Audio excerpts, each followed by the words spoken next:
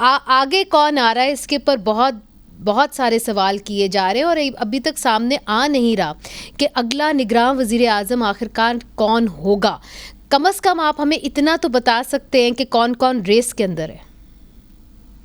जी नहीं, देखिए बाकायदा तौर पर तो ये कहीं भी नामों की ना ही शनाख्त हुई है, ना ही अनाउंस किया गया है। और इसके दो मरहले हैं।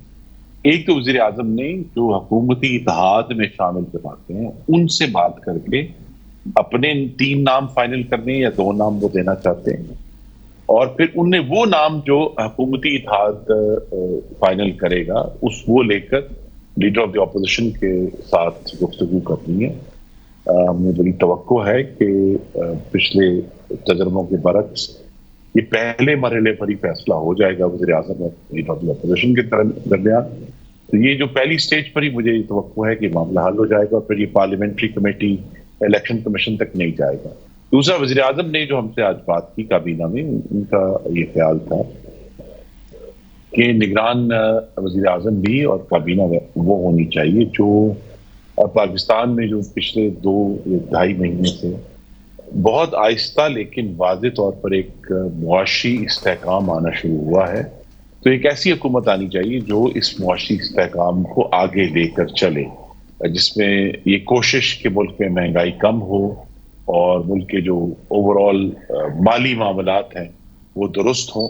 तो यही फोकस है कि ये 3 महीने की बिल्कुल एक खला ना आ जाए और इन 90 दिन में भी जो कुछ मुआशी इस्तेहकाम के मामलात हैं, खासतौर पर बाहर से जो कुछ हमारे दोस्त ममालिक पाकिस्तान में सरमायाकारी करना चाहते हैं, वो सरमायाकारी का अमल भी मुतासर ना हो। कल से 8 अगस्त से सऊदी अरब का एक आला सती वफद जो है यहाँ मौजूद है। हमारी वज़ीर आज़म की कोशिश ये है कि एक ऐसी टीम आए जो इस प्रोसेस को जारी रखे और इसमें तातुल ना आए। तो जो आप कह रहे हैं कि जी तातुल ना आए और जो आपका प्रोसेस है उसको जारी रखे, तो फिर तो फाइनेंस मिनिस्टर इसाक डार जो हैं वो ही इस प्रोसेस को अच्छे तरीके से जारी रख सकते हैं। तो क्या इसाक डार जो निगरान वज़ीर आज़म की रेस है उसके अंदर अभी तक हैं? जी, डार साहब सेनेट ऑफ पाकिस्तान के रुकन हैं, तो लिहाजा उनके ऊपर कोई कानूनी कदगन नहीं है इन निगरान काबीना में या निगरान वज़ीर आज़म बनने, क्योंकि उन्होंने तो आम इंतखाब नहीं लड़ना।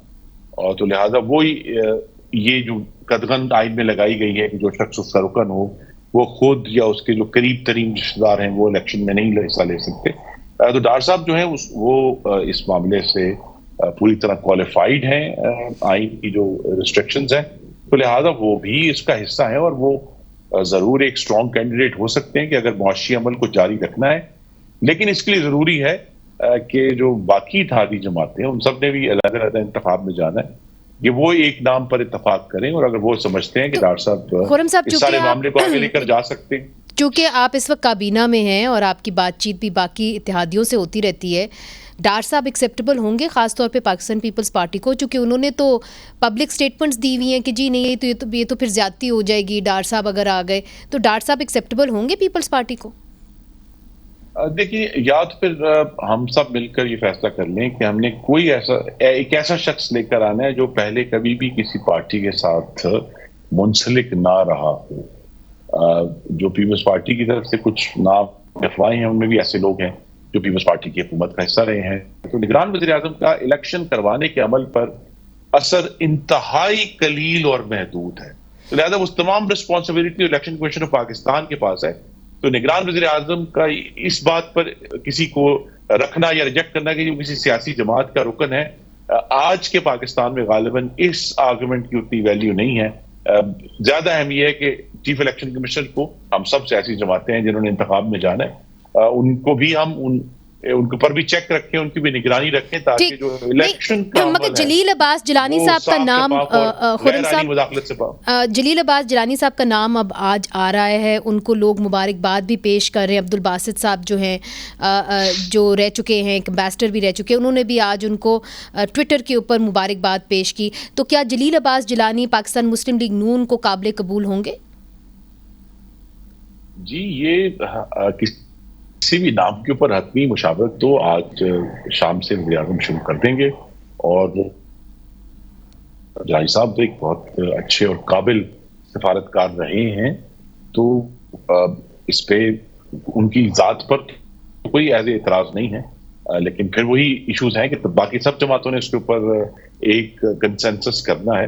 यही मैं कह रहा हूँ कि हर किसी भी शख्स के लिए उसका नाम आना ही एक बड़े एजाज की बात है कि उन्हें इतने आला ओहदे के लिए कंसिडर किया जा रहा है। ये भी एक अच्छी बात है कि जब एक नई हुकूमत आए तो अवाम को मालूम हो, उसके अंदर भी एक ट्रांसपेरेंसी का अमल हो, मीडिया को भी मालूम हो। इसलिए हम आपसे पूछते हैं, शाहिद खाकान साहब का भी नाम आ रहा था, शाहिद खाकान अब्बासी साहब का, मगर ऐसा लग रहा है कि अब वो इसमें शायद इतना इंटरेस्टेड ना हो, या उनसे किसी से बात, उनकी आपकी किसी जमात में से किसी से बात नहीं हुई। क्या अभी भी वो रेस के अंदर हैं? जी बिल्कुल, वो एक बहुत ही मुमताज नाम है, वो पाकिस्तान के साबिक वज़ीर आज़म हैं और हर लिहाज से क्वालिफाइड है, लेकिन मुस्लिम लीग नून की तो अपनी ख्वाहिश ये होगी कि वो इंतखाब लड़ें। तो हमारी तो ख्वाहिश ये होगी कि वो पार्लियामान में आए और पार्लियामान में अपनी जिम्मेदारी अदा करें। अगर वो निगरान सेटअप का हिस्सा बनते हैं, वो जो मौका है एक दफा फिर इंशाल्लाह पार्लियामान में आने का, उससे जो है वो पीछे हटना होगा। यानी आप प्रेफर करेंगे कि वो इलेक्शन लड़ें, और आपकी बातों से ऐसा लग रहा है कि नून लीग के जो एक नुमाइंदे हैं निगरान वजीर आजम के लिए, वो इसाक डार साहब ही हैं। जी नहीं, मैंने अपनी जाती राय दी है, क्योंकि दोनों साहिबान मेरे कॉलीग रहे हैं, काबीना में भी, पिछली गवर्नमेंट में भी, अभी भी, और दोनों इंतहाई मोहतरम हैं। दोनों का कैरेक्टर और उनकी जो महारत और काबिलियत है उसमें कोई शक नहीं है, तो इक्वली क्वालिफाइड हैं इस पोस्ट के लिए। लेकिन एज ए सेड, हमारी चूंकि डार साहब ऑलरेडी सेनेटर हैं, तो शाहिद खाकान अब्बासी साहब तो हम चाहेंगे कि वो अगली मुस्लिम लीग नून की पार्लियामानी पार्टी का भी हिस्सा हों, और वहां जहां एक ज्यादा लंबे अरसे के लिए इंशाल्लाह पाकिस्तान को चलाने का मामला और चैलेंज आएगा, उसमें वो अपना हिस्सा डालें।